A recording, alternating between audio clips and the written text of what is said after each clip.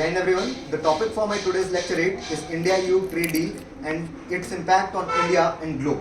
So primarily we will have to understand the reasons why this trade deal was pushed by both the parties. So in the current geopolitical scenarios, both the groupings face the similar kind of challenges in the geopolitics.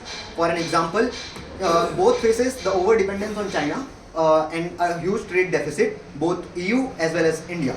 Both also faces the insecurity against the US recent policies imposed by Donald Trump, and also some regional challenges from Russia in the sides of EU and from Pakistan and India and Bangladesh in the sides of India.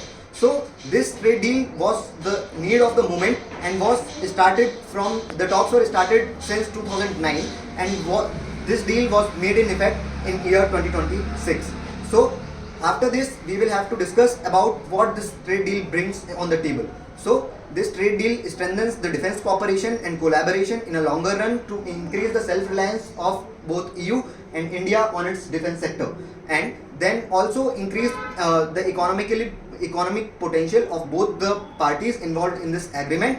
And the third being the exchange of public to public contact to cater much more better public sentiments in both the parties for other party.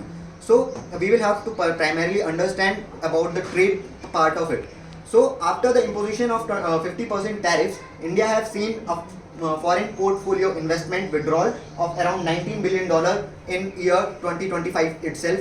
That too after the imposition, which was in month of August.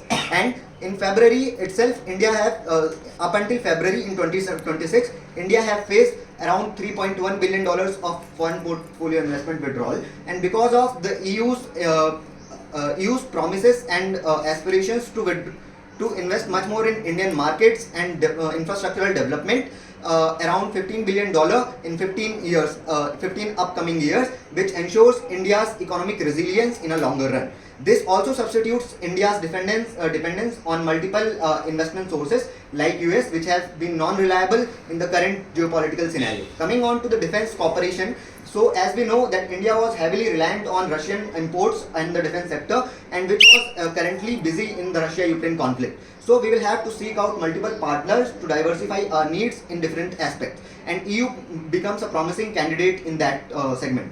So India is strengthening its cooperation in defense with France, UK and many other EU nations. And coming on to the person to public contact and the exchange of people and skilled laborers. So India was heavily reliant on US in this segment too, and EU can substitute US over this segment also. At last but not least, I would like to conclude my speech by saying that India and EU have vast geopolitical potential and economic gains. They can ensure the global stability and their growth mutually.